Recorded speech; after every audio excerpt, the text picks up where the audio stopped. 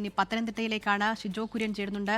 ഷിജോ, പത്തനംതിട്ടയിൽ കോൺഗ്രസ് വിമത റിനി സനൽ അവിടെ പുറമറ്റം പഞ്ചായത്തിൽ ഇടതു പിന്തുണയോടെ പ്രസിഡന്റായിരിക്കുന്നു. ഒപ്പം LDF വിട്ടുനിന്നതോടുകൂടി തിരുവല്ല കുറ്റൂർ പഞ്ചായത്തിലെ ഭരണം BJPക്ക് ലഭിച്ചിരിക്കുന്നു. എന്താണ് പത്തനംതിട്ടയിലെ തദ്ദേശ സ്വയംഭരണ സ്ഥാപനങ്ങളിലെ പ്രസിഡന്റ് തെരഞ്ഞെടുപ്പിലെ വിവരങ്ങൾ?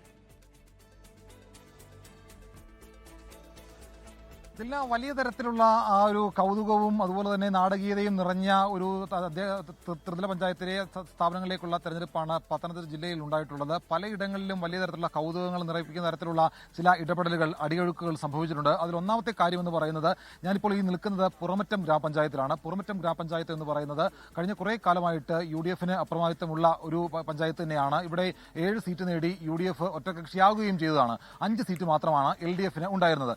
2 സ്വതന്ത്ര കൂടി ജയിക്കുകയും ചെയ്തു. അപ്പോൾ ഈ സ്വതന്ത്രരുടെ വിമതരുടെ പിന്തുണ വേണ്ട എന്ന് ജില്ലയിലെ മുതിർന്ന കോൺഗ്രസ് നേതാവ് PJ കുര്യൻ പറയുകയും ചെയ്തു. വിമതർ വേണ്ട, ഞങ്ങൾ ഒറ്റയ്ക്ക് അങ്ങ് ഭരിച്ചുകൊള്ളാം എന്നുള്ള നിലപാട് PJ കുര്യൻ പറയുകയും ചെയ്തു. എന്നാൽ അധ്യക്ഷ തെരഞ്ഞെടുപ്പിലേക്ക് വന്നപ്പോൾ പുറമറ്റത്ത് വിജയിച്ച 2 വിമതരെ LDF ഒപ്പം കൂട്ടുകയും അവരിൽ നിന്ന് ഒരാൾ, അതായത് റിനി സനൽ പുറമറ്റം ഗ്രാമപഞ്ചായത്ത് പ്രസിഡന്റ് ആവുകയും ചെയ്തിട്ടുണ്ട്. കഴിഞ്ഞ കുറേ കാലമായിട്ട് UDFനൊപ്പം പ്രവർത്തിച്ച ആളുകളാണ് റിനിയും സനലും. അവർ കഴിഞ്ഞ തെരഞ്ഞെടുപ്പിൽ കോൺഗ്രസ് വിമതരായിട്ട് മത്സരിച്ച് രംഗത്ത് വരികയായിരുന്നു. അവർ രണ്ടുപേരും ജയിക്കുകയും ചെയ്തു. ആ ജയിച്ച വിമതർക്ക് LDF പിന്തുണ നൽകിയതോടുകൂടി പുറമറ്റം ഗ്രാമപഞ്ചായത്തിന്റെ പ്രസിഡന്റായിട്ട് റിനി സനൽ സത്യപ്രതിജ്ഞ ചെയ്ത് അധികാരം ഏറ്റെടുക്കുകയും ചെയ്തിട്ടുണ്ട്. അത് കോൺഗ്രസിനെ സംബന്ധിച്ചുകൊണ്ട്, UDFനെ സംബന്ധിച്ചുകൊണ്ട് ജില്ലയിലുണ്ടായിട്ടുള്ള വലിയ തരത്തിലുള്ള ഒരു തിരിച്ചടിയാണ്.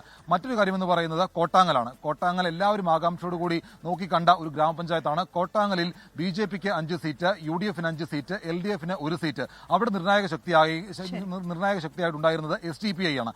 SDPIയുടെ പിന്തുണ UDFന് നൽകുമെന്നുള്ള പ്രഖ്യാപനം അവർ നേരത്തെ നടത്തിയതാണ്. എന്നാൽ അവരുടെ പിന്തുണ ആരുടെയും, അങ്ങനെ SDPIയുടെ വർഗീയ ശക്തികളുടെ പിന്തുണ വേണ്ട എന്നുള്ള നിലപാട് UDF സ്വീകരിച്ചിരുന്നു. അങ്ങനെ UDFന് അവർ വോട്ട് ചെയ്തതെങ്കിൽ പോലും ജയിച്ച ഉടൻ തന്നെ. പത്തനംതിട്ട ജില്ലയിലെ വിവരങ്ങളാണ് ഷിജോ കുര്യൻ നൽകിയത്. ലോകത്തെവിടെയായാലും ഏത് സമയത്തും 24 വാർത്തകളും ഓഗ്മെന്റഡ് റിയാലിറ്റി പാക്കേജുകളും എക്സ്പ്ലെയിനറുകളും വിശദമായി കാണാൻ ഞങ്ങളുടെ YouTube ചാനൽ നിങ്ങൾക്ക് സബ്സ്ക്രൈബ് ചെയ്യാം.